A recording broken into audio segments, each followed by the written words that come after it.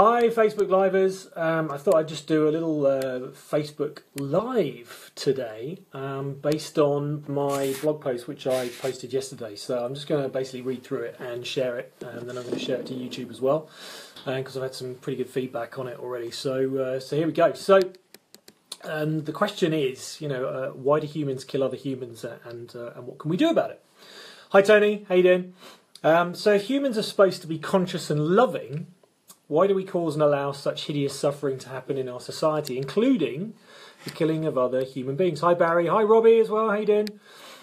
The answer is actually based in evolution. So I did a bit of study into this and found a study by Jose Maria Gomez, an evolutionary biologist at the University of Granada. In 2016, she points to the answers.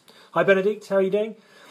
It appears that we are no different to the rules of nature that evolved us into these supposed loving and conscious beings, but statistically, we are almost as likely to kill those of our own species as our close mammalian cousins. It's not really that surprising, really, is it? I mean, we're not that far disconnected from nature, are we? Let's face it. So whereas mammals who live in groups and defend territories such as wolves and chimps, defend territories?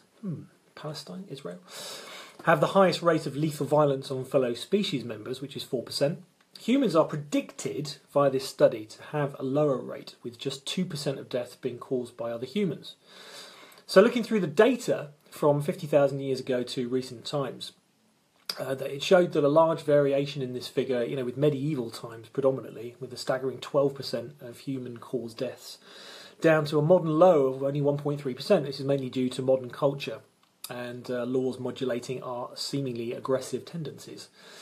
So if we are at least partially pre-programmed to kill our own, what can be done, if anything, to bring this rate down even further? And could there be such a thing as peace on Earth? And I researched this based on, obviously, the recent events that have happened in Manchester and London.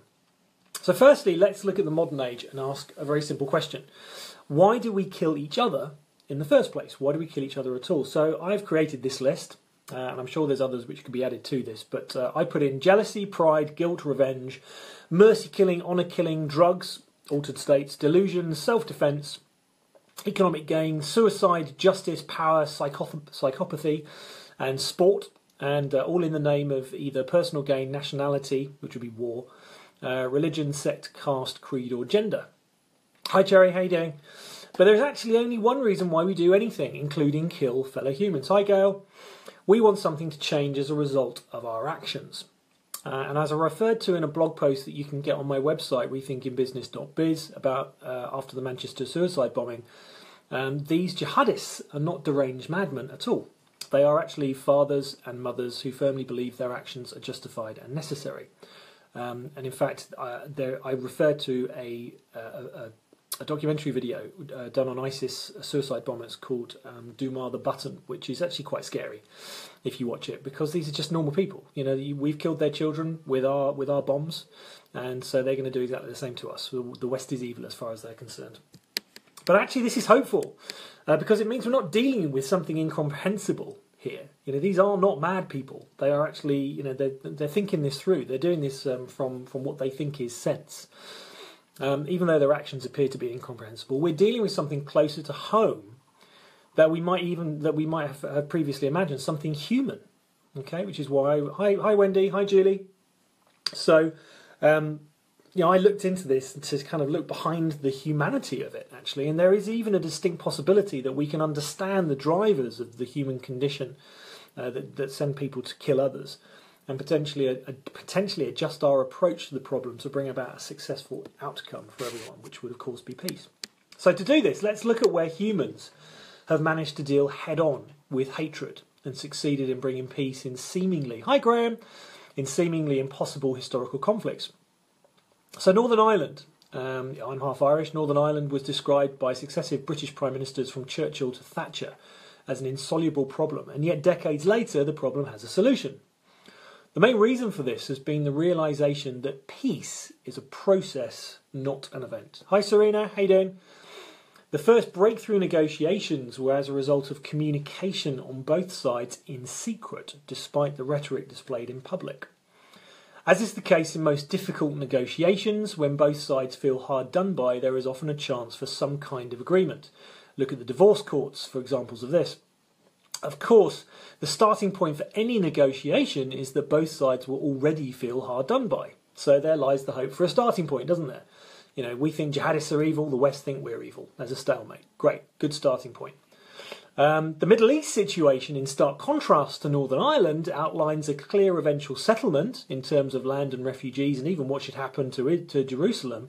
But there is no process in place, and in the vacuum of the action there sits continued violence. Or as the former president of Israel, Shimon Peres, summed up, the good news there is light at the end of the tunnel, the bad news is there is no tunnel.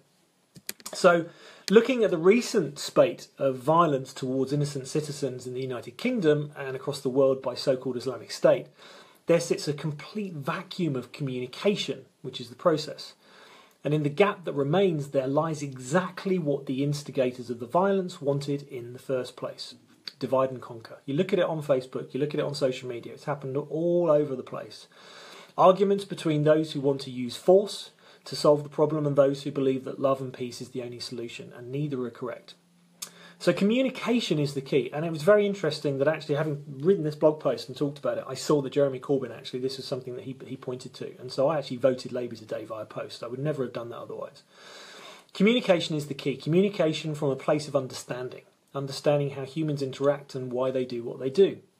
Understanding that no matter what someone does, or the actions that they do, they're doing it from a position that they truly believe is the right thing to do in that moment.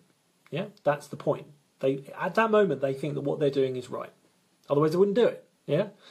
So this is the common ground that will allow us to speak with the enemy. Yeah, because if we had their thinking, we would be seeing their world, and vice versa. And this is the common ground that actually unites all humanity. It's the common understanding that unites all humanity. We are thinking beings capable of both love and hate. We're capable of building bridges and mowing down or blowing up our fellow species on them. Yeah. But until we learn how to communicate with each other, we're doomed to self-destruction. And I think that's really the point. So communication, it would seem, from this place of understanding, would actually be an excellent place to start. And up until today, I hadn't heard any of our leaders talking about it as a strategy. So good on Jeremy Corbyn for actually talking about it. Because guess what Theresa May is doing? She wants to come down hard on them. She wants to get more arms. She wants to spend more money on war. You know, she wants to bolster the police force. That's not going to work. That's not going to work.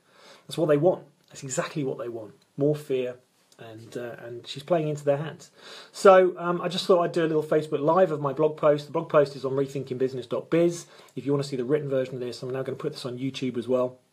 And they're going to keep on pointing in this direction, keep on talking about this. Anyone who wants to have a conversation with me about this, please just get on and make a comment, and I'm happy to do so. Guys, thanks for spending some time with me, and I look forward to speaking to you soon, and I hope we've got some good news coming up. Yeah, it'd be really nice if we could actually, make some progress here, talking about how thinking works. That's a good starting point. Okay, take care. Bye.